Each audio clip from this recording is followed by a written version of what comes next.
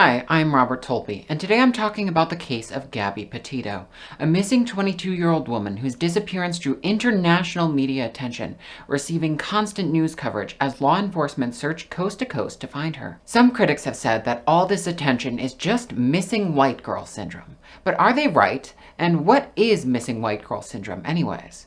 According to researcher Sarah Stillman, the symptoms of missing white girl syndrome include round-the-clock coverage of a young white upper-middle-class damsel in distress, endless discussion on talk shows of possible suspects, and a flood of memorial posts on the internet to empathize with the bereaved family that is no doubt going through every parent's worst nightmare.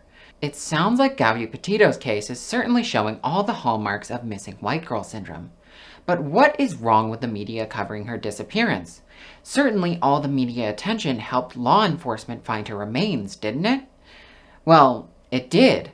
But at any given time, there are approximately 90,000 missing person cases active in the United States, and those cases weren't getting anywhere near the amount of coverage that Gabby's case received. What about the families of those missing persons? Don't they deserve at least a fraction of the attention that Gabby's case got? Of course they do. So why don't they get this kind of coverage? Often, it's because they're not attractive young white women. If you think I'm just speculating when I imply that white women's cases get a lot more media coverage, I'm not, because that's a fact. White women and children are grossly overrepresented in media coverage of missing persons. Between the years 2000 and 2005, 76% of abducted children reported on CNN News were white, despite the fact that cases involving white children represented only 53% of abductions at the time. Some studies have come to even more drastic conclusions, with research indicating that black missing children account for only 7% of all media references, despite representing 35% of the National Crime Information Center's cases. These data show that there is clearly a massive problem. But what is causing it? Well, there's a great deal of evidence that this disparity is caused by racial bias in the media. An important factor in contributing to this bias is the portrayal of black people as criminals and of white people as victims. This bias can stem from the implicit messages that we get fed from the things we read and watch on TV. Researchers have noted that black people in TV programs and print media are overrepresented as perpetrators of crimes, while white people were more commonly described as victims. Because of overpolicing and bias in the criminal justice system, black people on average make up a disproportionate amount of arrests in the US, and black suspects are covered more often in the media than their white counterparts. Without a doubt, all these factors influence public perception of black Americans. So when an event goes against these perceptions, as in a black person being a victim of a crime rather than committing one, it's less likely to be reported on or taken seriously because it doesn't fit the narrative. While much of the bias lies in underreporting cases of non-white missing persons, when a missing persons case involving a black person is reported on, the biases are just as clear as if they weren't reported on at all. Very few details are given about missing black women in particular. One study found that more than 60% of media reports of missing black women never even gave their age, compared to approximately 40% of media cases involving white women. In many cases, black women are often simply described as young women with no identifying information.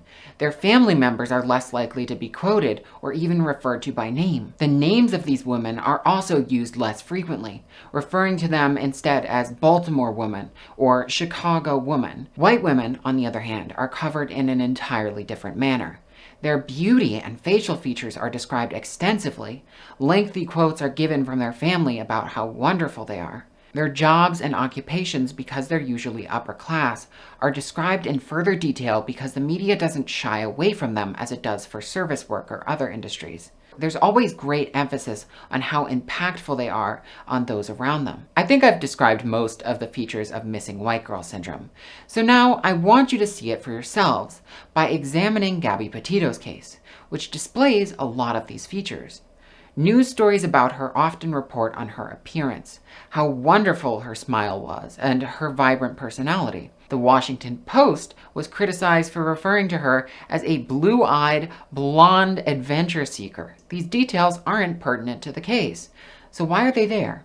They communicate to the reader that this person with such blonde hair and blue eyes and a perfect smile is somehow more valued by society. that these details are integral to the story of her disappearance, as they are the reasons why you should care that Gabby Petito is missing.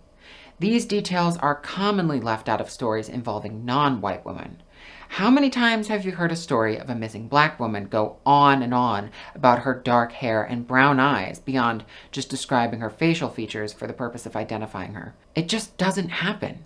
Another aspect of the media coverage about Gabby Petito is the portrayal of her as this prototypical American daughter, hashtag America's daughter, because of course America looks like this and not like this. Her social class makes this story even more appealing to the media. How could a girl from an upper middle class family just go missing? As for black inner city girls that go missing, however, it's considered to be just a fact of life. Because missing black people are, in most cases, of a lower social class, their disappearances are seen as inevitable. For Gabby Petito, however, her disappearance and death are unfathomable, and the finding of her remains unimaginable, according to this article titled America's Daughter. When they find the remains of a lower class missing woman who is not white, though, it's always tragic or unfortunate, but never unimaginable. Not only does the idea that Gabby fell victim to a crime seem inconceivable to many people, but so does the idea that her fiancé had something to do with her death. This is because missing white woman syndrome doesn't just affect the portrayals of the victim, it also affects how the media views the boyfriend of the woman in question. Take a look at this article about Brian Laundrie from People's Magazine, whose cover is of him smiling next to Gabby looking innocent. The title quotes his friend, who didn't see a dark side to Brian and said he was just a normal guy. He's portrayed as innocent until proven guilty. In fact, they go to great lengths to show he was such a great guy. Compare this to a case involving a black couple. For instance, the coverage of the death of LaToya Figueroa. One paper I read has a section of the news coverage of that incident. The ex-boyfriend was painted as trouble from the start. They mentioned infidelity, violence in the relationship, etc. In fact, the only thing they left out was a quote from a character witness to defend his image and call him a normal guy with no dark side to him. It seemed like that privilege is only given to the boyfriends of missing white women. With all this extensive media coverage of Gabby Petito's disappearance and death, countless other people who are missing have been left out of the media spotlight.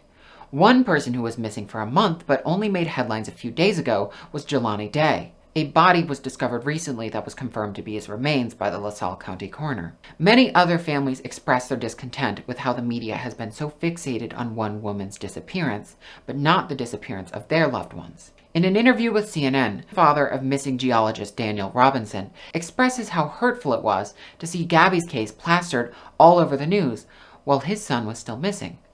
But the effects of missing white women syndrome go beyond the media.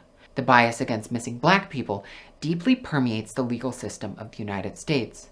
One of the main tools used to find black children, in particular, is the Amber Alert system. Amber Alerts are less likely to be declared for black children that go missing, as they're more likely to be deemed runaways, as if being a runaway makes their situation any less dangerous. And there are far too many examples of this happening.